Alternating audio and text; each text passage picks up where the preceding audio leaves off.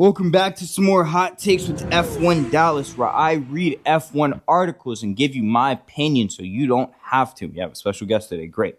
Okay, so why Adrian Newey's private Alonso talks are so important for Aston Martin. Around 20 years ago, Adrian Newey went to the esteemed driver coach Rob Wilson with something playing on his mind.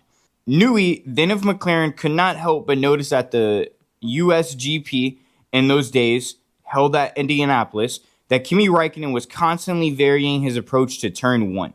There's a widespread perception that a racing driver must approach a lap much like a bowler might approach his task in cricket. Okay, let's try to speed this up. All line and length, accuracy, consistency, and finding a breaking point, identifying a reference point by the side of the track and sticking to it. Driving the same corner the same way 70 times and hoping to do it in a shorter time than anyone else. Yet Wilson, who had spent time coaching Räikkönen in his little Vauxhall Astra, showed Adrian a different way. Kimi, he explained, was merely adjusting to the ever-changing circumstances of the race. The fuel load coming down, the tires being one lap older.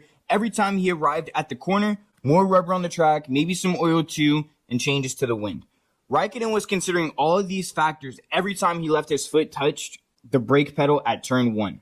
And so while every lap may have looked the same, what is motor racing after all but driving around in circles? Each one was to some degree an adventure, a venture into the relatively unknown. There's a point that I'm going to get to. Just hang tight, be patient. This is going to be good. We're going to talk about the downfall of Red Bull. It is a tale often told by a veteran F1 voice that captures Newey's commitment to considering what makes his drivers tick. An amateur racing driver himself, he wants to speak their language, see what they see,